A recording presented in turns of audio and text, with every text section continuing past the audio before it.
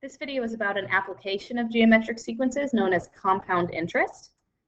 So just to explain what interest means, when you open a savings account, some banks will pay you interest, which is a percentage or a rate of the amount that you have in the account. It's usually compounded annually, which means that they calculate and put the interest into your account once per year. That's what annually means, once per year.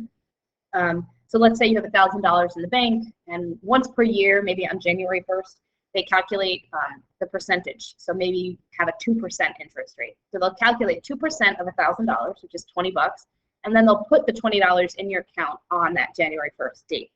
And then the following January 1st, when they recalculate the 2%, now it's going to be 2% of the new amount in your bank account, which is $1,020.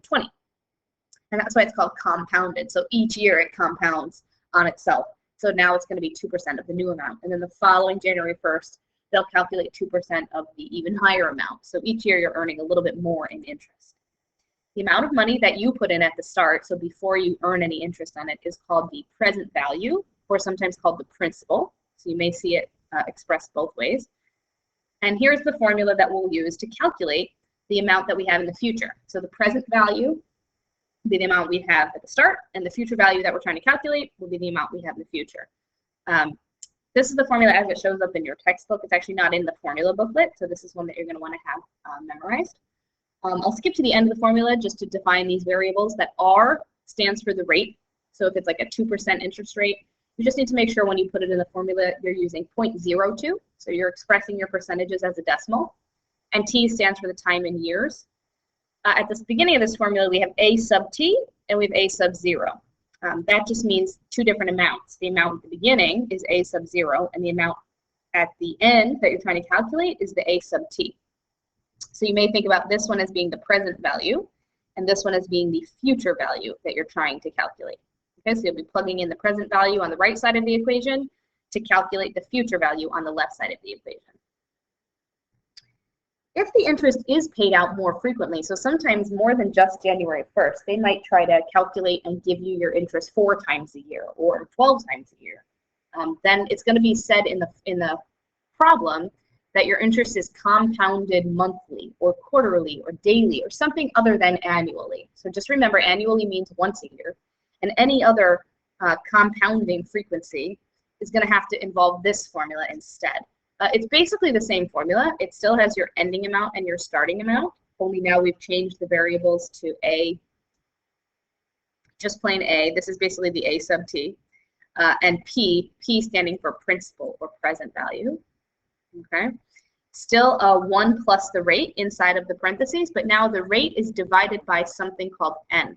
N is the number of times each year that the interest is going to be compounded. So it's basically taking that 2% and dividing it across the year. So if you're doing a monthly compounding, that means 12 times a year they're going to calculate and pay your interest. It doesn't mean you're going to earn 2% 12 times.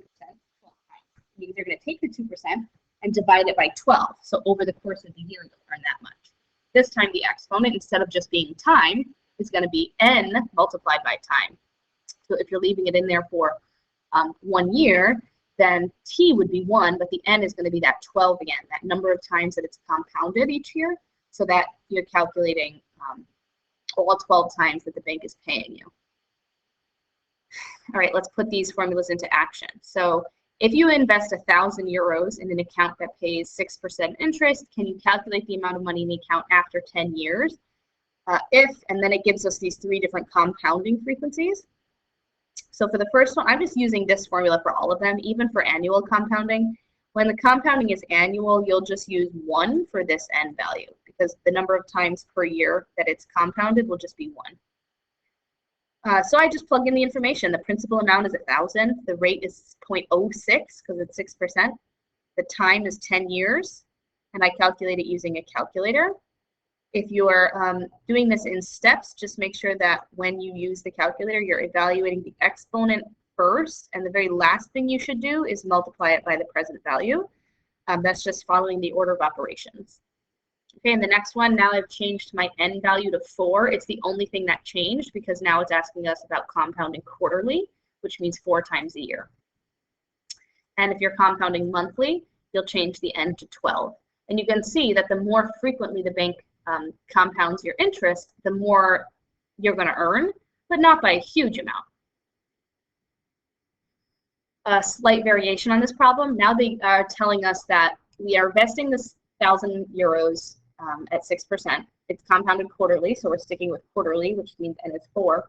How long is it going to take to increase your investment to 2,000? This time, the thing we don't know is time. It's asking us how long will it take, which means the variable in our problem is up here in the exponent.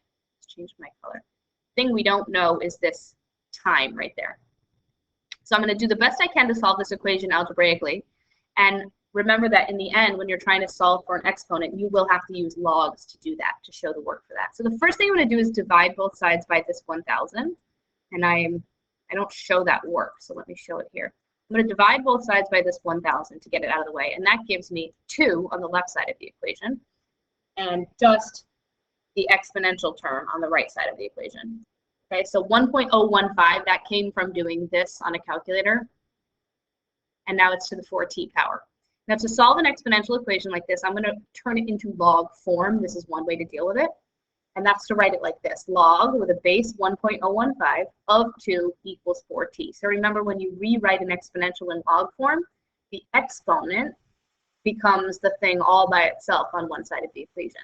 Then I would, of course, divide both sides by 4 to get t by itself. So at this step, I take out a calculator and I punch this into it. And it calculates t for me, which is about this. And I'm just going to go to 3 significant figures when in doubt and say it'll take us 11.6 years to get our money up to 2,000 euros. In this case, we want to invest 1,000, and they're asking us to find the interest rate this time that is required to grow our investment to 2,000. Again, at 10 years, again, compounded quarterly. So this time, the thing I don't know is here in the formula. Now, I'm not solving for an exponent, so I don't need to use logs this time. I'm going to simplify as best I can. So I start by dividing by 1,000 on both sides, and I multiply this 4 by 10 in the exponent to get 40. Now, if I'm trying to get in here and solve for this r, I need to get rid of this 40th power.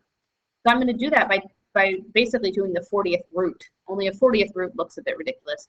So instead of doing the 40th root, I'm actually going to raise both sides to the 1 over 40th power. Now, a 40 times a 1 over 40 is just going to make this exponent become 1. And on this side, now I'm going to have 2 to the 1 over 40th power, which is basically just another way of saying the 40th root, if you remember what fraction exponents mean. So I have 2 to the 1/40th power equals this. I'm going to subtract the 1. I'm going to multiply by the 4. And now I have my expression that I can type into the calculator all in one go. And it's going to give me this for r. I just would like to write my final answer as a percent with 3 significant figures in it, so 6.99%. And the final example is not interest, but we can try to apply that same formula to a population growth problem. You could do this for all kinds of growth and decay problems. So anything that's increasing or decreasing by 1%, that's when you can use these formulas. Here it tells us that the population of this town in 1981 was this. That's like our starting amount. And what is the estimate of the population for 2011? So we're looking for population after 30 years. So that means our time is going to be 30. They give us an annual rate. So I don't need to use the formula that has n in it at all. There's no, interest here. There's no compounding monthly. So I'm going to use this version of the formula instead, where my original amount is 23,140. The rate is 0.0035 because I do still have to turn that percentage to a decimal. And the exponent is 30 because I'm looking for the amount after 30 years.